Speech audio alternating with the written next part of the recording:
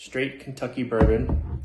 So this is a collaboration between Master Distiller Fred No from the Jim Beam Distillery and Chief Blender Shinji Fukuyo. I butcher his name. It's tough to say because I'm illiterate, but he is the he's the chief blender of Suntory, which is a Japanese whiskey company. But the parent company of Jim Beam is Beam Suntory. So that was an acquisition a while back that Jim Beam made. But this is pretty cool because this is definitely an East meet West collaboration.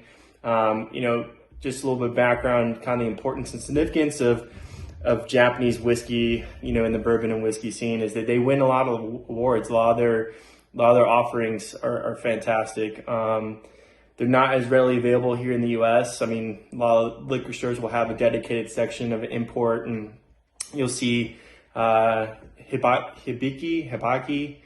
which is Suntory. You'll see some other popular brands, but they're super expensive. Is the long and short of it. So it's kind of hard to get into if you're not looking to spend a whole lot of money, but it is excellent whiskey.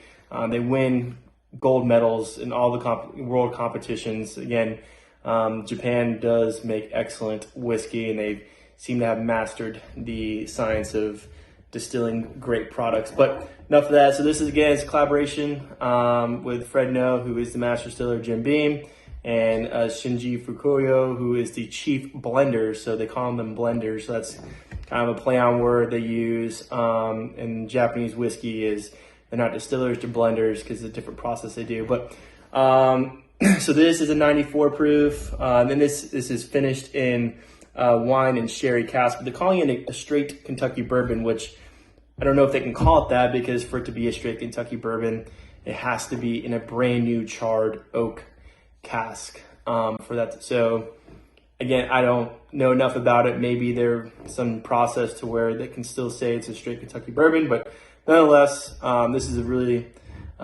popular product that I think they dropped sometime late last year.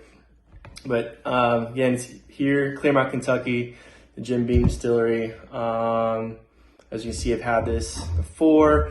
The bottle itself, it's a cool bottle, cool design, but it's a little bit different. The new ones in the store now, it's not clear. It has a gray background, so you can kind of see this art figure that's with the Legent label. So this is not different. It's just an older bottle for that matter. But we'll open it. We'll get into it. We'll talk about it.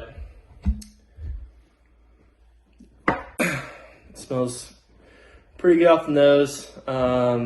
So the mash bill is 77% corn, 13% rye, and 10% malted barley. But the age is undisclosed. Again, one would assume it's at least 4 years, but who knows with these guys. But considering it's a Jim Beam product, I'd venture to say it's at least 4 years. And again, the color could back up that assumption. Again, it's that nice gold copper color. For 94 proof, it does have very kind of a nice spice smell. You can catch that rye on the front end. It does smell sweet.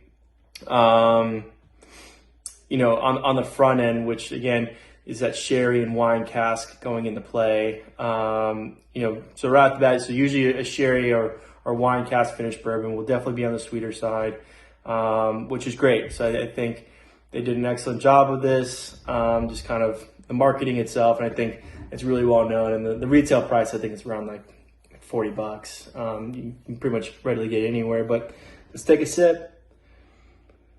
Again, very fruit forward. I smell cherry. It's probably that cherry or that wine, kind of that cherry smell to it.